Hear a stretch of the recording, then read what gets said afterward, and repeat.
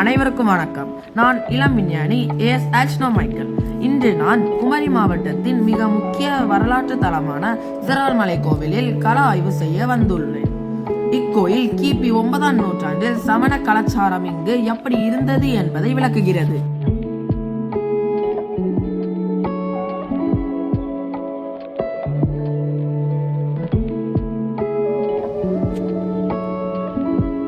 இதில் நாம் பார்க்கின்ற சிற்பங்கள் ஒவ்வொன்றும் சமண மதத்தின் அகிம்சையை போதிக்கின்றன.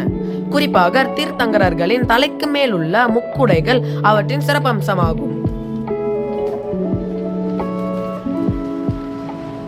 கிபி 9ஆம் நூற்றாண்டு முதல் 13ஆம் நூற்றாண்டு வரை சமண மதம் இங்கு செழித்திருந்தது. இது திருச்சரணத்து மலை என்று அழைக்கப்பட்டது.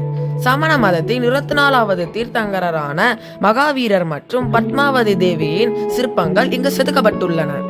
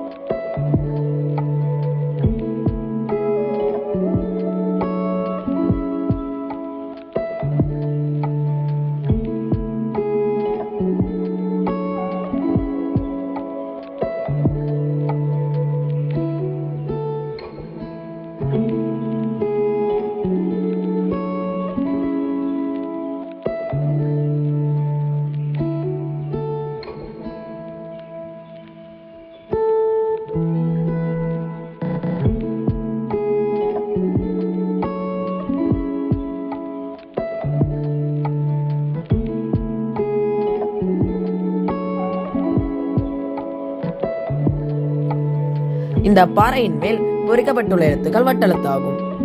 இங்குள்ள வட்டெழுத்து கல்வெட்டுக்கள் அன்றைய ஆட்சி முறை மற்றும் கல்விக்கு அவர்கள் கொடுத்த முக்கியத்துவத்தை விளக்குகின்றன.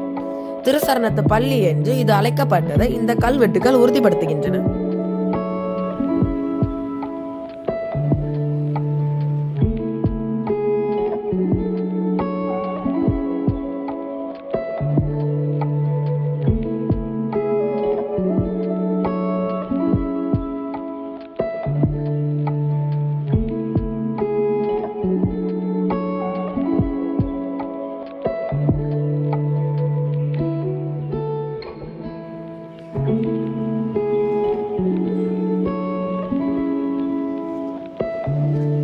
இங்குள்ள ஒவ்வொரு கல் தூண்களிலும் வட்டெழுத்துக்கள் பொறிக்கப்பட்டுள்ளன.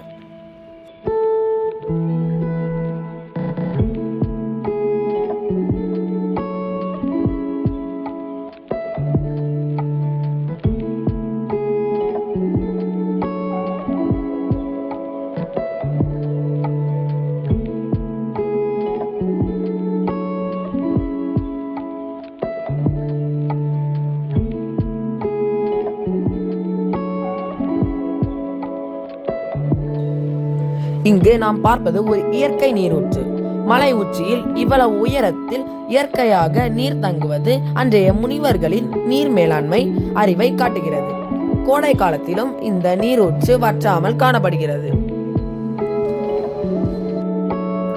இது பாதுகாக்கப்பட்ட நினைவு சின்னம் என்பதை நாம் இந்த தகவல் பலகையின் மூலம் அறிந்து கொள்ளலாம்.